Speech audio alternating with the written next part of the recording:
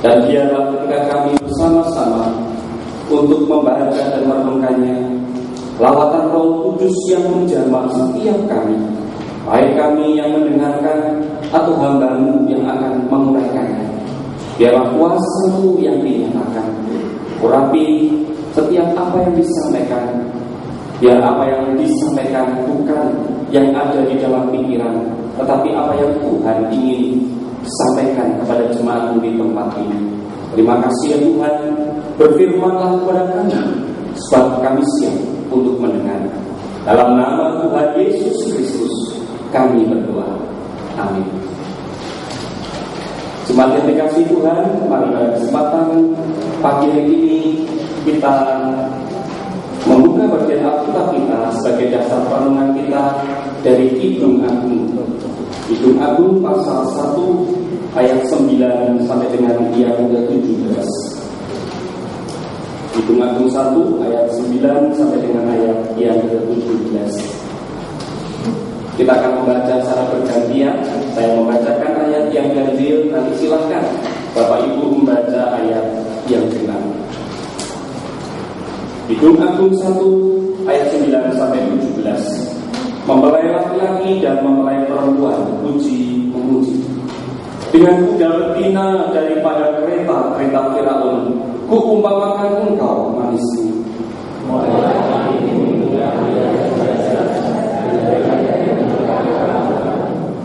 Kami akan membuat bagimu perhiasan emas dengan manik-manik perak.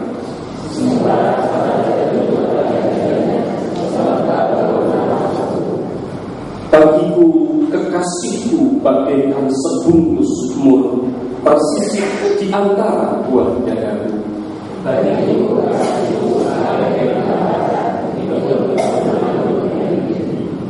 Lihatlah, cantik engkau manisku, sungguh cantik engkau, bagaikan merpati matamu.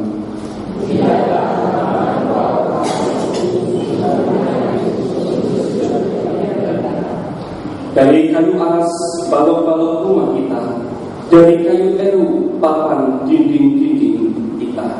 Haleluya.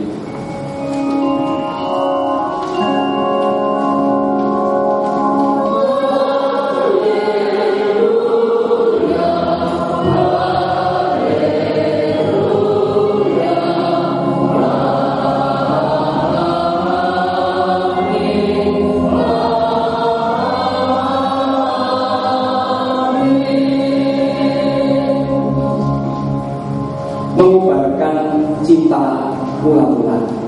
Satu tema yang indah untuk menghayati kekayaan kasih di tengah keluarga kita. Bapak Ibu kasih Tuhan, satu kali saya mendapat WA dari teman-teman grup. Kiranya demikian WA-nya bisa dibuka slide-nya. Yaitu bagaimana satu percakapan yang sedang terjadi. Sang suami mengatakan demikian. Aku menunggu saat ini.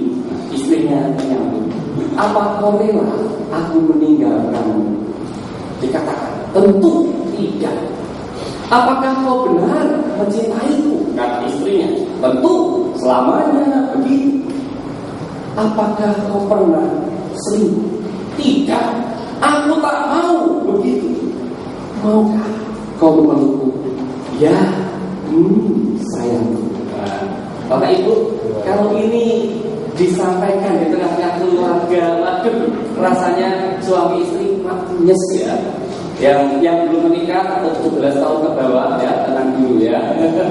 Karena ini kita dari Kidung Agung. Kidung Agung itu adalah satu tema cinta, puisi cinta yang sangat agung yang ada di dalam Alkitab kita.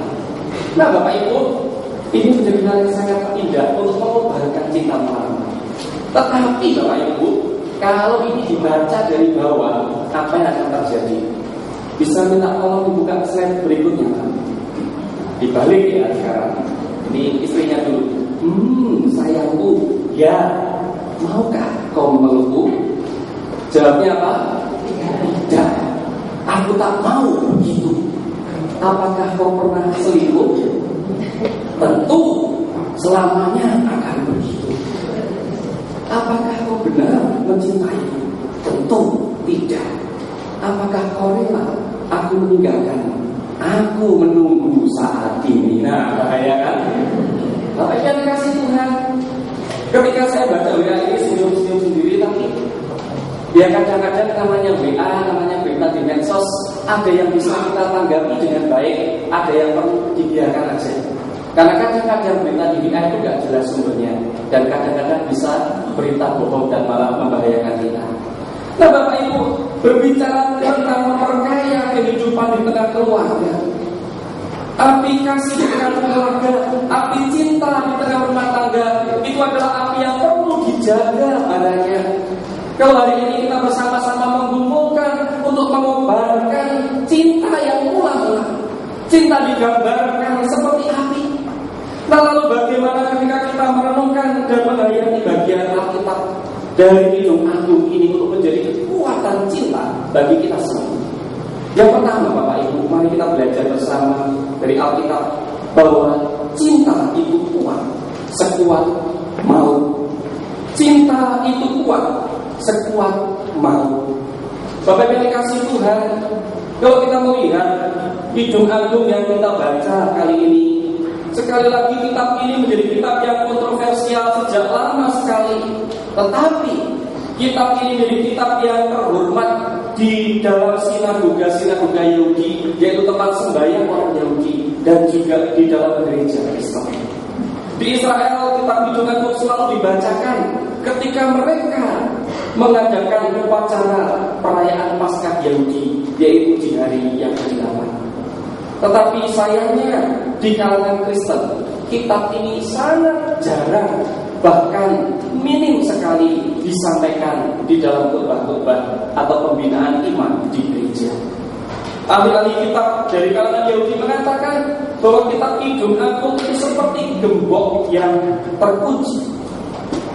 Nah, Bapak yang dikasih Tuhan, dari bagian kitab ini digambarkan kalau kita melihat di Kidung Agung dari pasal 1 ayat 1, ini adalah Kidung Agung dari Salomo. Kidung Agung dari Salomo yang berusaha merayu seorang gadis, yaitu gadis Sulam. Ini ya, Sulamit Bride atau gadis Sulam atau mempelai dari Sulam. Gadis Sulam adalah gadis yang tinggal di desa, tetapi ketika Salomo dan orang-orang yang melihat bagaimana keanggunan, kecantikan gadis ini, maka apa yang terjadi? Itu meruntuhkan hatinya, meruntuhkan cinta. Nah, inilah yang membingkai apa yang menjadi perenungan kita, yaitu dari Kidung Agung, yaitu kidung yang paling agung. Nah, Bapak yang dikasih Tuhan, bagian Alkitab dari Kidung Agung ini berbicara bagaimana kita melihat ada puisi cinta. Di sini dikatakan Salomo, dia berperan sebagai pujangga cinta, sebagai pemuja cinta yang menyampaikan cintanya, menyampaikan rayuannya dengan begitu luar biasa. Syair-syair didaraskan untuk meluluhkan hati seorang gadis Sulam. Dan Bapak Ibu, kalau kita melihat dari bagian ini, kadang-kadang orang berpikir, kok ada ya Alkitab firman Tuhan, kok Alkitabnya porno. Ya Bapak Ibu, kalau kita baca tadi, mosok sih ada buat ganda waktu baca di gereja, gak panas. Tetapi ini adalah Alkitab. Alkitab menunjukkan bagaimana kondisi yang sesungguhnya dari kehidupan manusia, kondisi sesungguhnya dari kehidupan, bagaimana kehidupan kasih, bagaimana merawat hubungan intim di tengah keluarga. Inilah yang menjadi kekayaan gereja. Mungkin orang berkata, itu kitab kok kitab porno ya, bu jangan dikhotbahkan. Banyak gereja yang malah tidak pernah mengkhotbahkan bagian ini. Tetapi kalau kita bersama-sama menggumurinya, ini adalah satu hal yang menjadi kekayaan kita, bahwa kita bisa belajar dari bagian Alkitab yang memperkaya kehidupan kita. Bisa dibantu dibuka bagian slide berikutnya.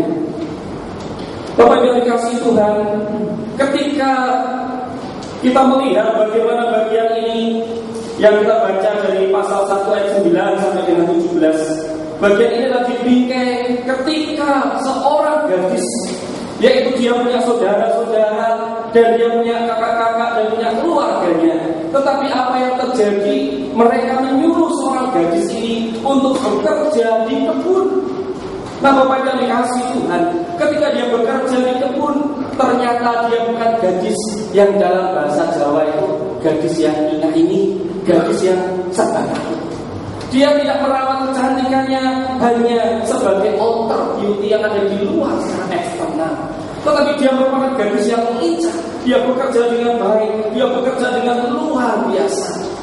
Sehingga ketika dia bekerja membantu merawat kebun anggur ini, apa resikonya?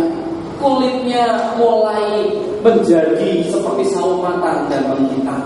Wajahnya kelihatan agak sawo matang dan hitam-hitaman. Nah, Bapak Ibu, gambaran gadis sulap ini, dia adalah seorang gadis hitam manis, leksi, hitam manis. Tetapi kenapa sosok yang hitam manis ini bisa meluluhkan hati sang raja Salomo? Dugaannya adalah gadis ini gadis pekerja keras. Gadis ini gadis yang kokoh. Gadis ini gadis yang hebat. Sehingga Salomo membawa gadis sulap ini ke tempat yang namanya harem, yaitu tempat di mana putri-putri atau selir dari raja-raja ditempatkan di sana. Dan disinilah Salomo berusaha mempersunting, merayu gadis ini untuk mau menjadi istrinya. Nah, Bapak Ibu, kalau kita membaca dari ayat 1 pasal 1 sampai dengan bagian terakhir di pasal 8, rayuan cinta begitu dahsyat dan begitu dalam. Bapak Ibu, bagian ini menjadi bagian yang indah untuk dihayati dalam keluarga kita.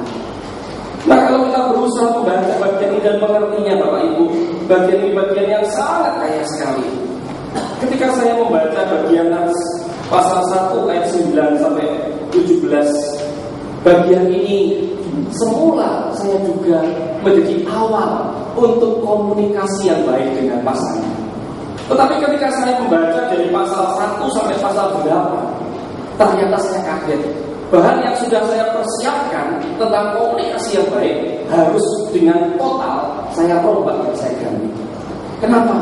Karena semula saya menaksir ini adalah hidung cinta antara Salomo dan pasangannya, dua sejoli dan berakhir happy ending. Tetapi ketika saya membaca ayat demi ayat, ternyata di Kidung Agung di bagian pasal 1 ayat 7 dan ayat ke-8, ternyata di sana ada orang ketiga. Orang ketiga itu adalah sang gembala. Dan sang gembala ini ternyata adalah sosok yang ada di antara Salomo dan gadis sulap yang ada di tengah-tengahnya. Nah, Bapak yang dikasih Tuhan, inilah kisah yang terjadi. Salomo merayu dia, Salomo membawa dia, dan rayuan-rayuan itu begitu luar biasa. Mulailah pipimu di tengah perhiasan-perhiasan, dan lehermu di tengah kalung-kalungmu.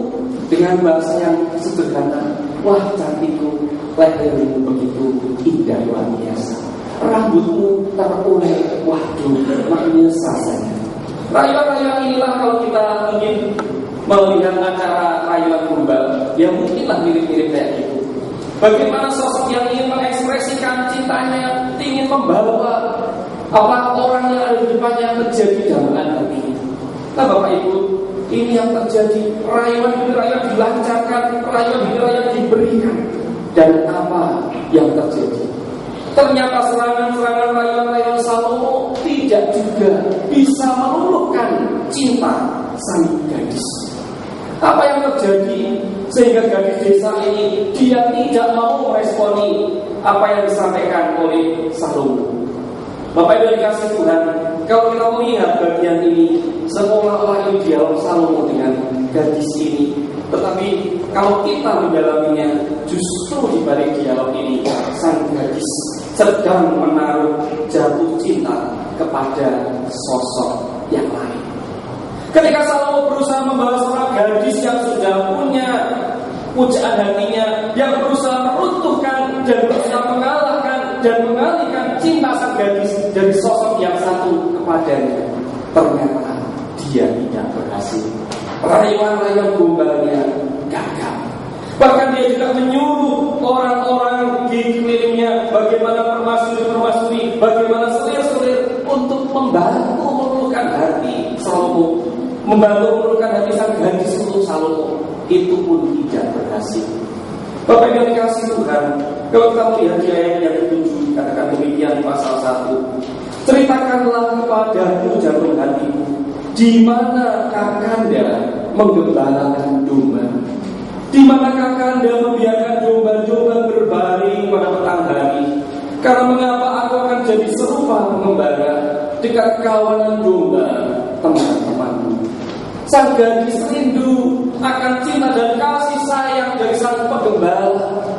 Yang menggagalkannya Salomo bukan sosok raja, yang menggagalkan Salomo merebut hati sang gadis bukan dari sosok pangeran yang hebat, tetapi sosok sederhana sang penggembala. Bapak yang dikasih Tuhan, kalau berbicara tentang bagian ini, bagaimana cinta itu kuat seperti maut. Sekuat apapun, sedahsyat apapun, Salomo berusaha meraih gadis ini, tetapi rayuan itu tidak menggoyahkan hati gadis ini. Dia dirayu dengan luar biasa. Lihatlah cantik kau manisku, sungguh cantik engkau, bagaikan merpati matamu. Bapak Ibu, jangankan gadis sulam yang dari desa, gadis-gadis yang ada di kota, putri-putri raja, kalau dia dirayu oleh seorang raja, baru sekali ngomong sudah apa? Kelepok kata anak sekarang. Tetapi kenapa sosok gadis yang dari desa ini, yang sederhana, tetapi dia memiliki satu kekuatan untuk menolak cinta sang raja. Gadis yang kondisinya juga tidak seperti gadis yang lain. Dia gadis yang hitam dan manis. Dia menolak apa yang disampaikan oleh sang raja, karena dia jatuh cinta kepada sang penggembala desa. Bapak Ibu, cinta kuat seperti maut, inilah yang menjadi ending yang disampaikan dalam bagian akhir di bagian Kidung Agung yang ada di pasal yang ke-8. Saya akan membacakannya bagian yang ayat 6 dan ayat 7.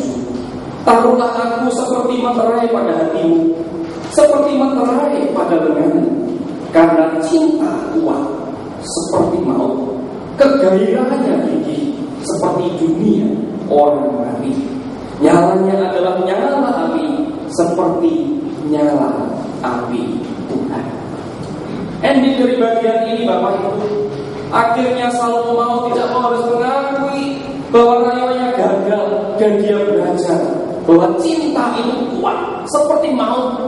Ketika maut datang menjemput, tidak ada orang yang bisa menghalanginya, tidak ada bisa orang yang bisa menutupinya. Inilah kekuatan cinta sang gadis. Gadis ini tidak mencintai kepada sang raja, gadis ini mencintai kepada gembala yang sederhana. Bapak yang dikasih Tuhan, di tengah kehidupan kita merawat cinta di tengah keluarga kita. Bagaimana kehidupan cinta kita?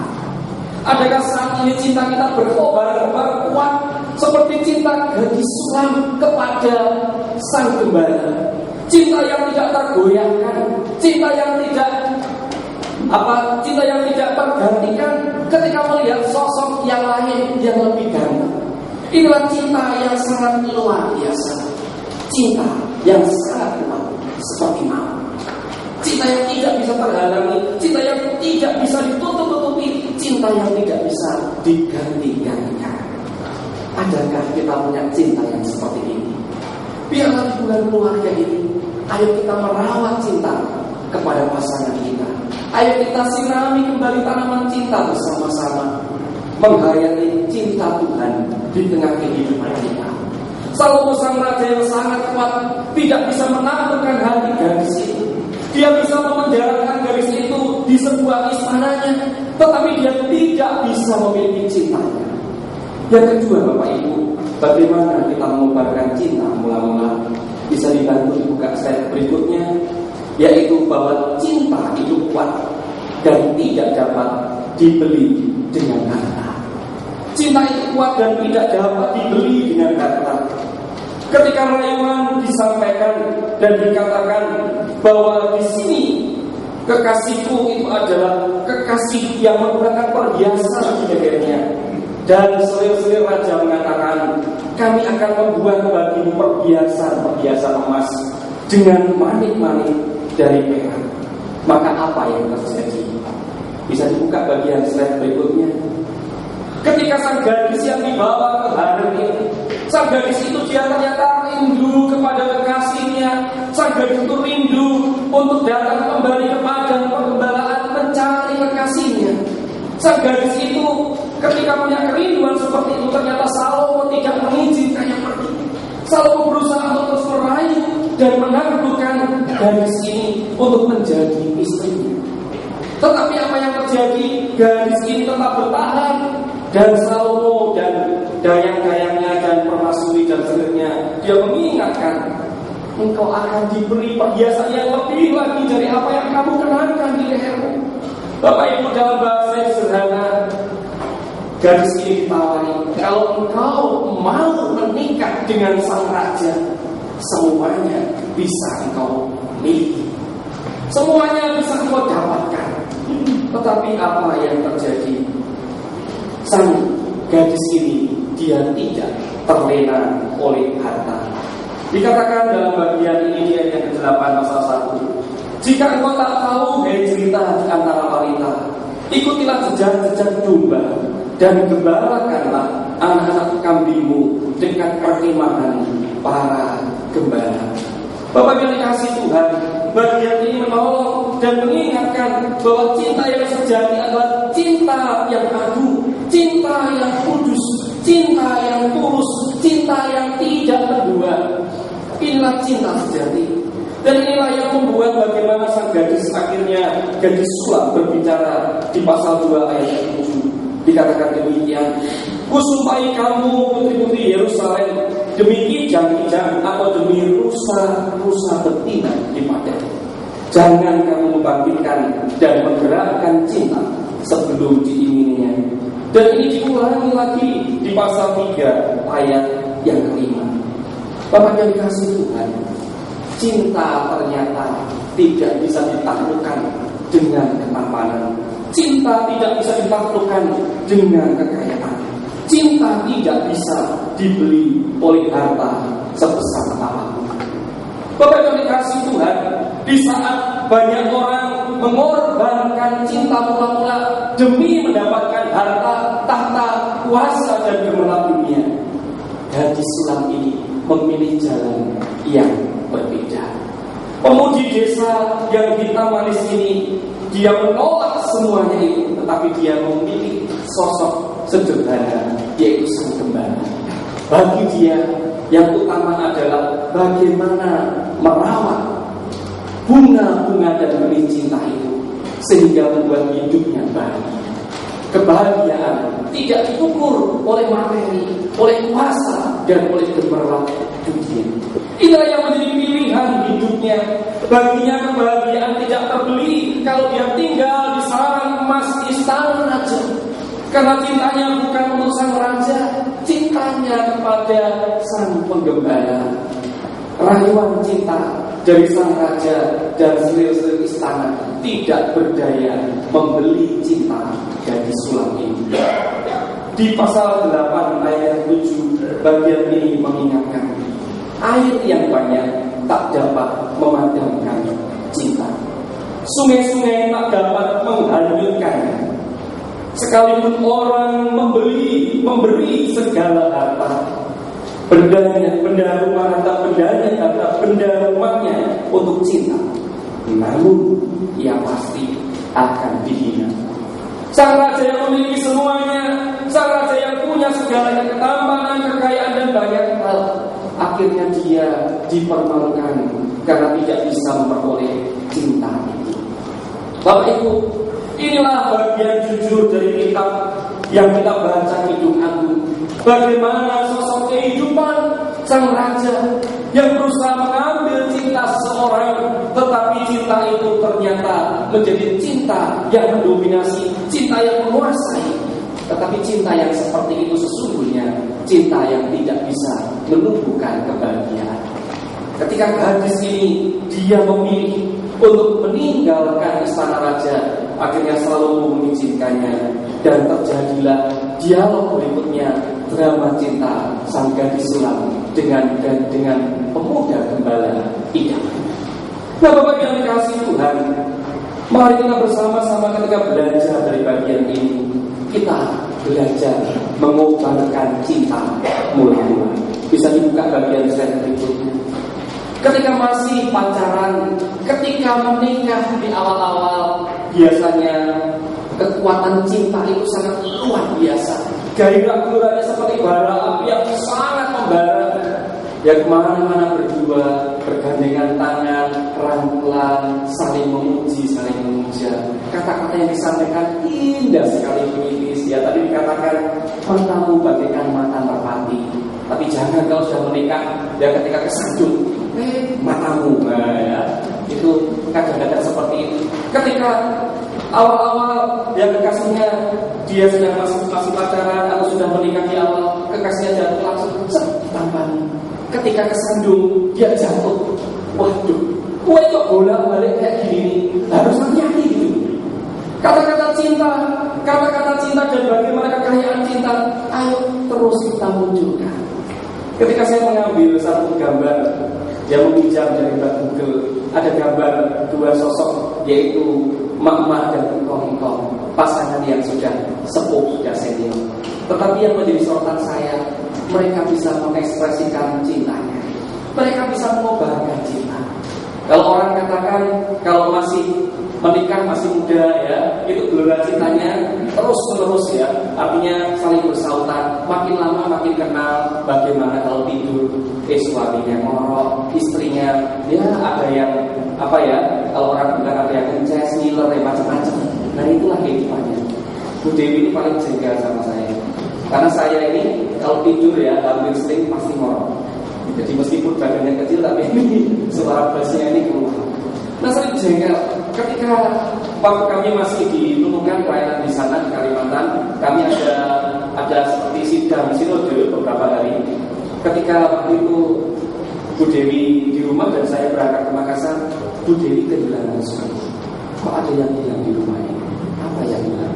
Ternyata Bu Dewi bukan hanya kehilangan saya, tapi kehilangan suara irama ngorok nan merdu. Bapak Ibu berbahagia, yang terutama ibu-ibu kalau pasangannya masih bisa ngorok. Itu artinya ibu-ibu aman, ada suami di samping.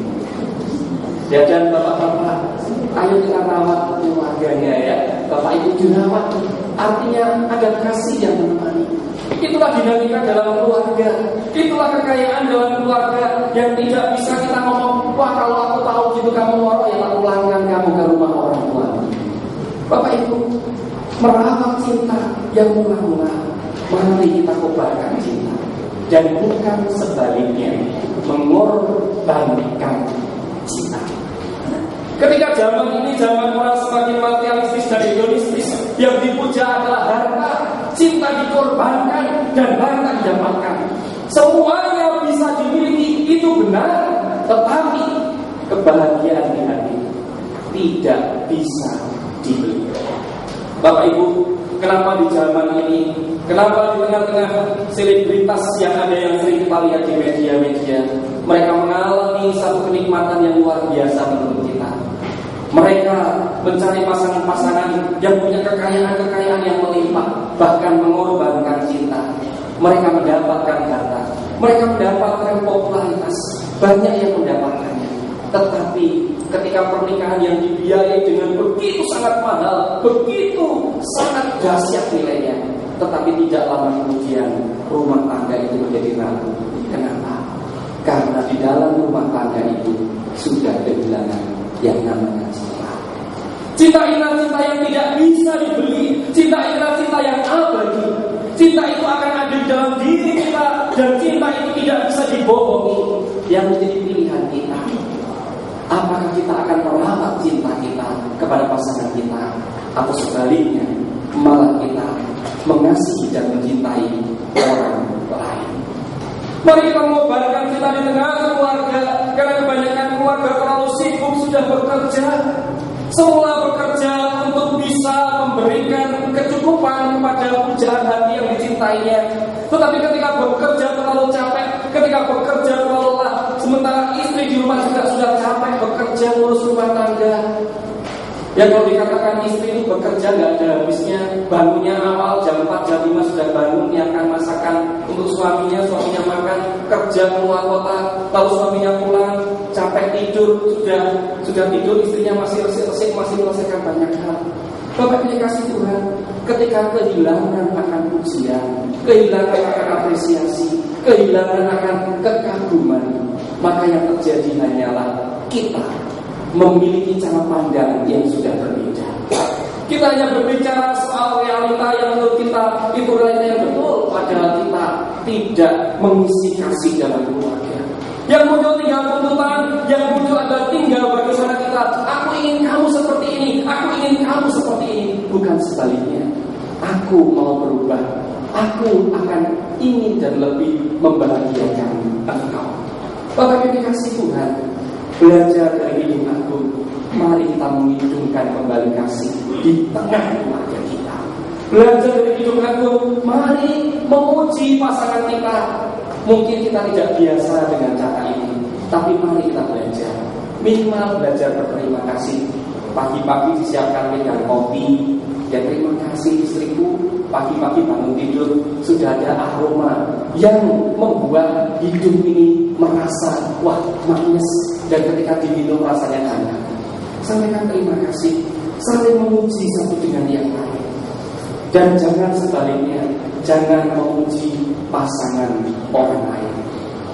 Di tengah miskinnya pujian, di tengah miskinnya apresiasi, di tengah miskinnya dukungan kepada pasangan, ketika pasangan-pasangan itu bekerja atau bertemu dengan orang-orang lain di sekitarnya, sementara yang tampak di luar, waduh, sekretarisku orangnya lincah, orangnya cekatan.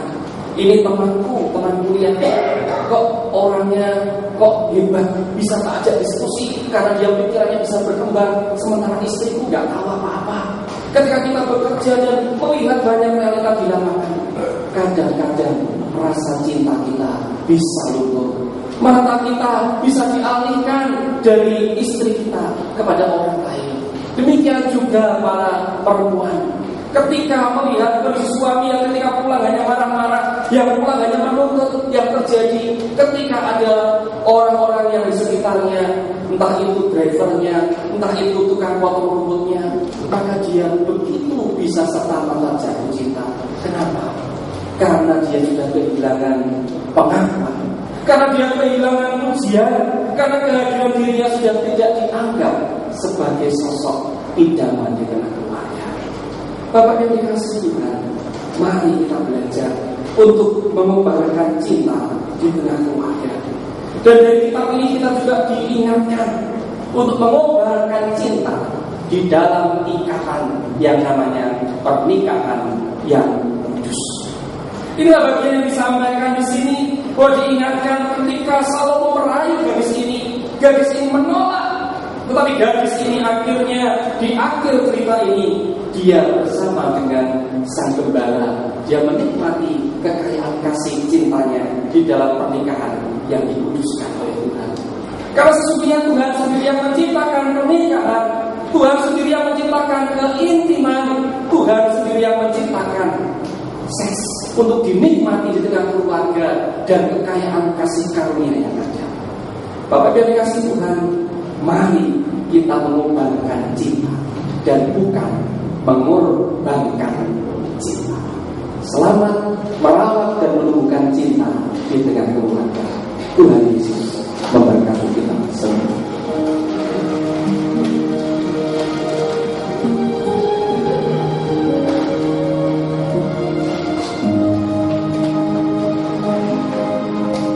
Ya Tuhan, di tengah derasnya arus kehidupan dunia ini, terkadang kami sebagai keluarga sudah terlalu sibuk dengan pekerjaan kami, dengan kegiatan kami, dengan pelayanan kami, sehingga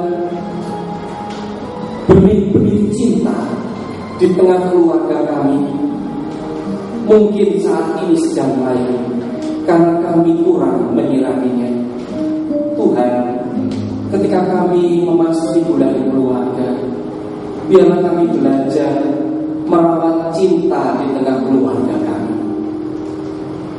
merawat cinta terhadap istri, terhadap suami, terhadap anak-anak, terhadap orang tua, dan yang penting yaitu merawat cinta setia kepada Tuhan Yesus. Karena Kau adalah mempelai laki-laki yang nanti akan menjemput kami semua, membawa kami kepada kemuliaan surga.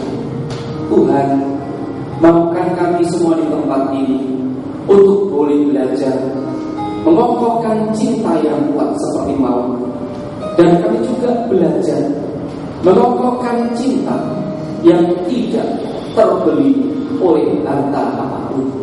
Dan ajar kami belajar setia dan belajar mencinta, memperkaya keluarga dalam keintiman di dalam kerangka pernikahan yang dikuduskan oleh Tuhan.